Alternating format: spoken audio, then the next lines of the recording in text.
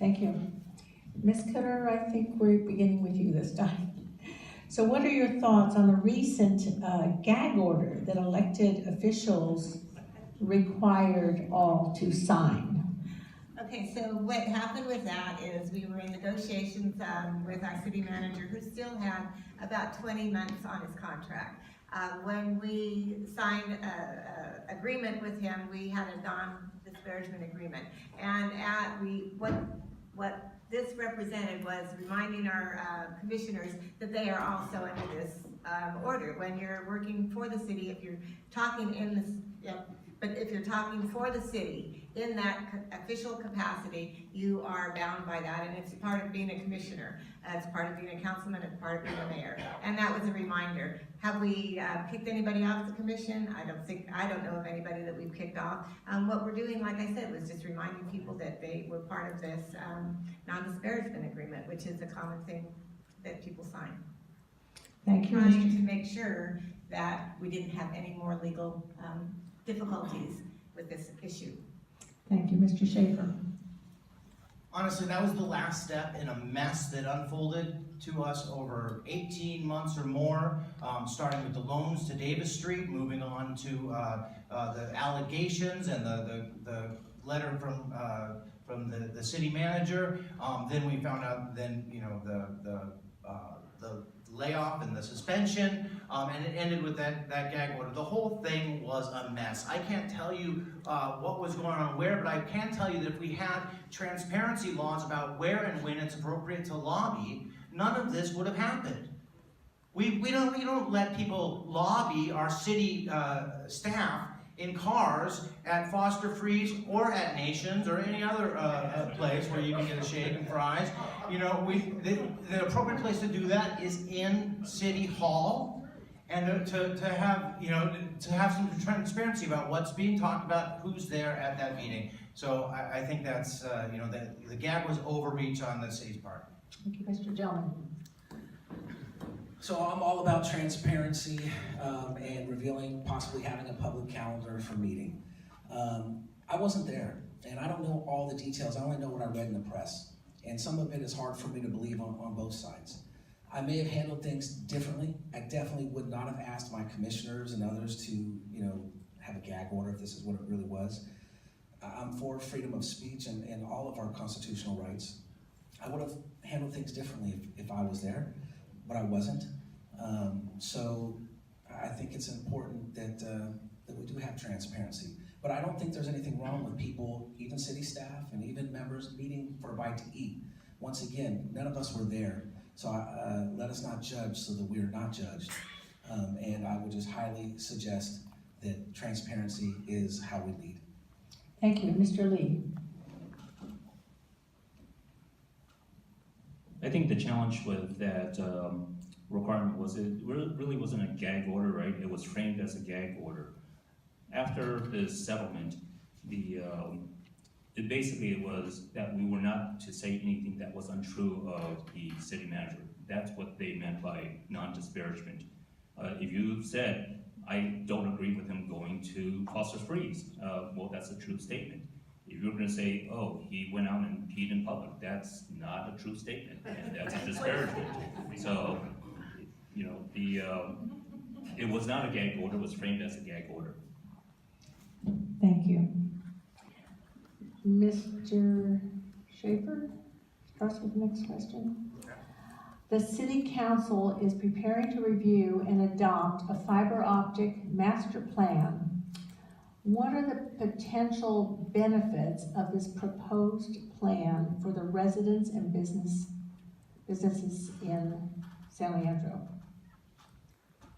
Well, I'll be very happy that we can get the maximum use out of the loop that we've been talking about for the last 5+ years, it seems. It does seem like an opportunity for us. We should maximize it now that we have it. We've got it into the schools.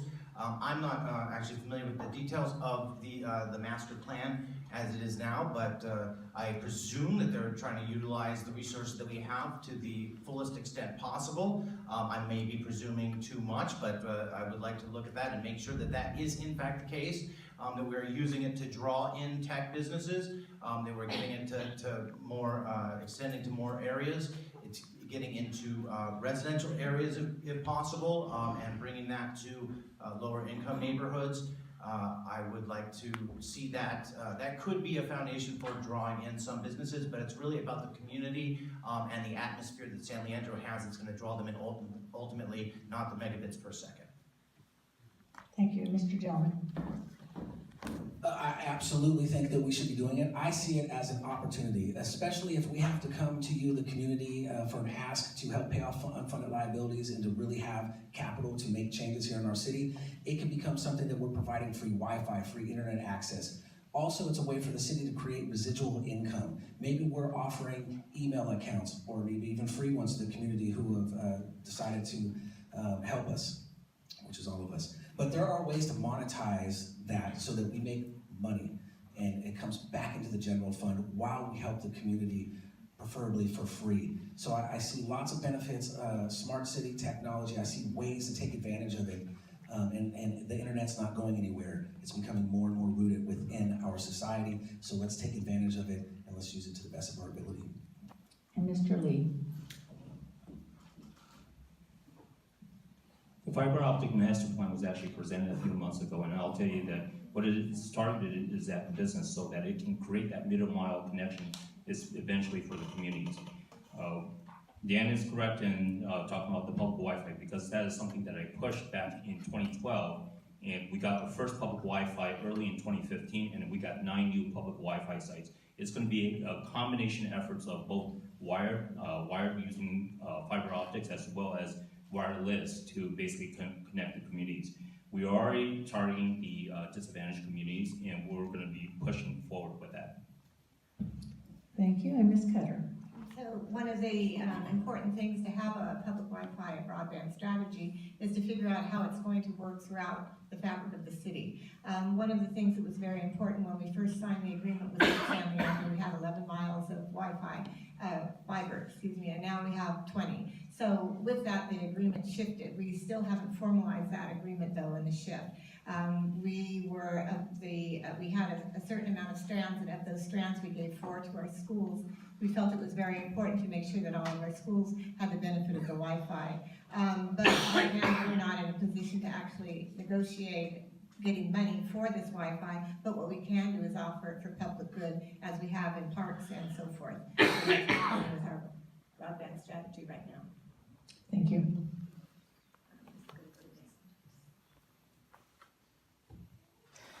The next question. The BART station is always very dirty. Also, the downtown plaza should be cleaner. How will you clean up and maintain public spaces? Well, we have some wonderful public works folks, and we just need to initiate getting out there and pressure washing the place. We of course need to lobby BART and say, hey, we need you to do more. I think security is important at BART. I am for security cameras, high definition. I think we need more of them, but we need privacy guidelines and policy guidelines that protect the citizens' privacy. But we can clean them up now. And not just BART and downtown. South San Leandro is ignored quite often, and it's a great opportunity. So we need to do some more cleaning, some more pressure washing, and getting throughout the whole city. And we can do it. We can do it now, and we'll do it if I'm elected mayor.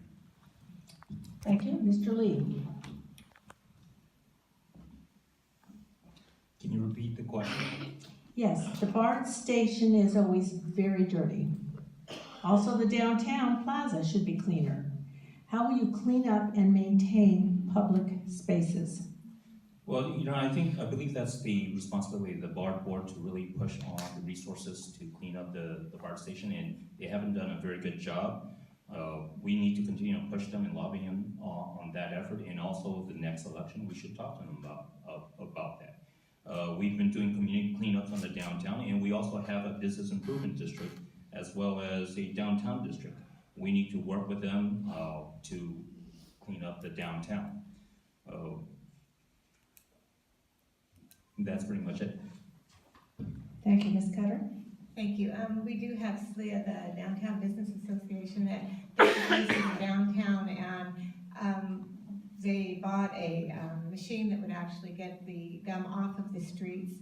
which was a good thing. And I believe that they do publish now their cycle, so you can find out what parts they're doing. But really, you know, I mean, it's the idea is to ask them to clean up our downtown. We need to be able to educate our people a little bit better, trying to push this with stop waste in the schools, getting that education out there. The other part, I walked by BART today, and it is a mess. I mean, it's just gross with all the bushes there. So I talked to Rebecca Salzman today about why not replacing those bushes with some bike lockers. Those are a lot more easily to maintain, and they're needed.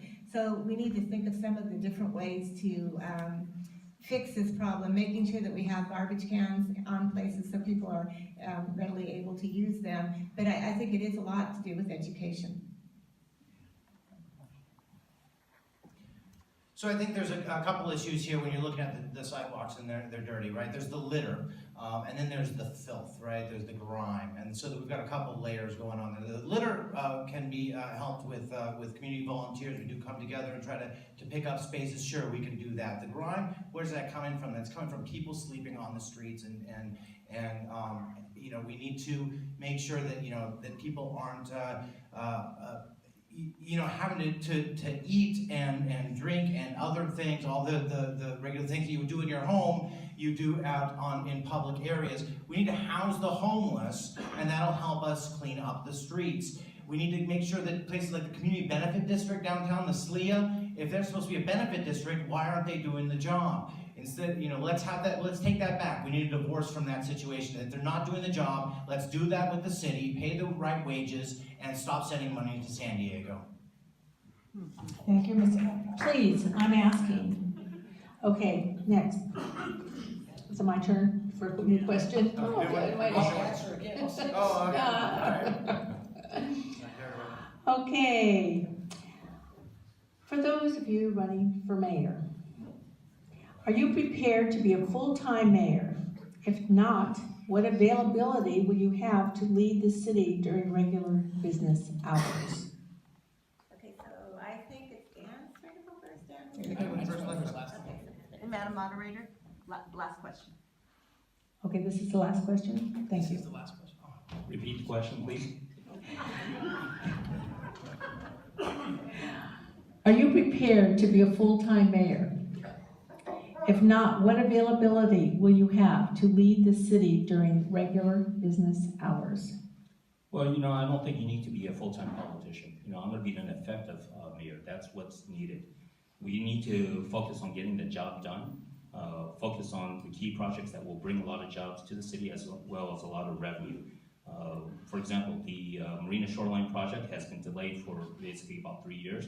There's been the master lease agreement, which has been sitting on staff's desk since last year, and it hasn't been addressed. Those are some of the issues that we need to move forward on. I've asked for milestones on these projects, and we haven't seen them to this date. I asked in January.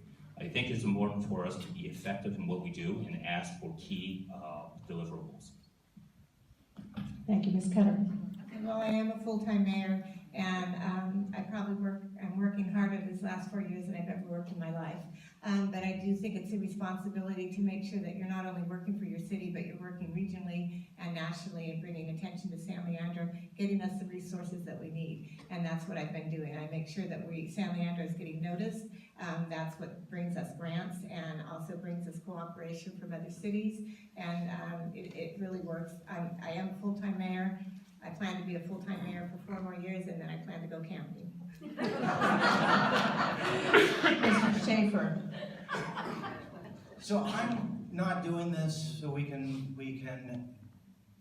just kind of move forward a little bit. I am in here because I have a passion for what San Leandro can do, what we can do together for the city. So if you're asking, will I be a full-time mayor? The answer is no. I will be an